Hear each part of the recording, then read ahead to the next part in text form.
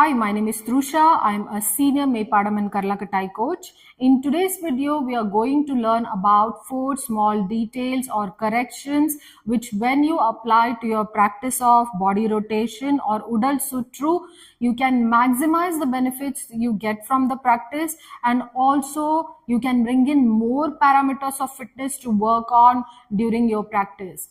Now, I decided to choose this particular rotation first because I feel that this is one of the most foundational and significant rotations when it comes to the practice of Karlakatai or Mudgar.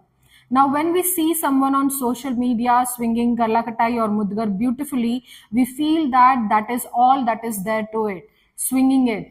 But that's not true. A lot of small details have to be put together to make sure that you don't end up developing any aches and pains after your practice, or you don't end up developing any injuries in the long term because of your practice. So let's see what those 4 points are.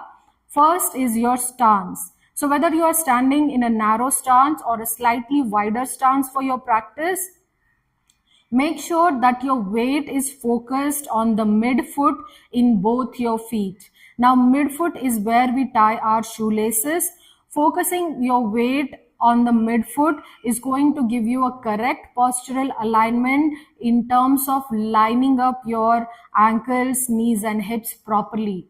This is especially beneficial for people who do not have well-developed arches, or who have flat feet, who have other postural alignment issues, because of which they tend to put more weight on the outer edges of the feet or inner edges of the feet. So having a good postural alignment gives you good grounding, which will help you to generate more force and optimize your efforts. So remember, the first point is focusing your weight on the midfoot in both your feet. Now, the second point is maintaining pelvic tilt and bracing your core or engaging your core throughout the practice. This is going to help you to strengthen your abdominal muscles. This is also going to stabilize your spine and protect your lower back. Because otherwise what happens is, as you start to practice more number of repetitions, or as you start lifting heavier karla, you may start experiencing lower back pain if you do not take care of this part. So remember, the second point is maintain pelvic tilt and brace your core during the practice. Let's move on to third point, which is a very important point. During the practice of your body rotation, try not to swing your karla, lift it and move it around your body. What is the difference? This is how it looks when you swing your karla. And this is how it looks when you lift your karla and move it around your body. So what are the benefits of lifting your karla and moving it around your body?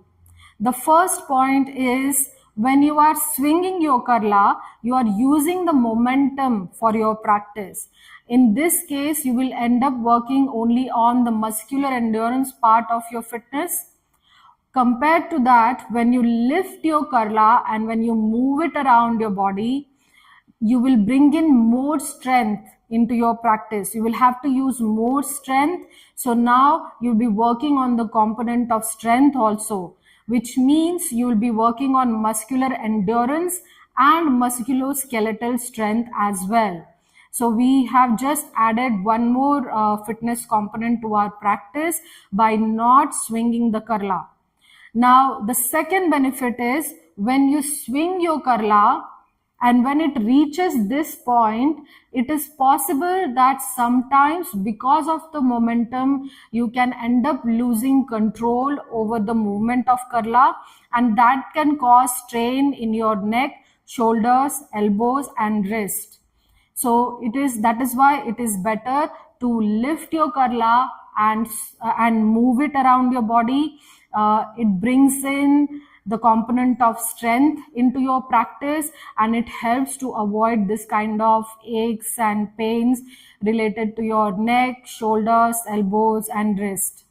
Now, the third benefit that you can get by doing this is when you lift your karla and move it around your body, at this point you are also activating the lats. So we are consciously working on one more group of muscles if we practice in this way.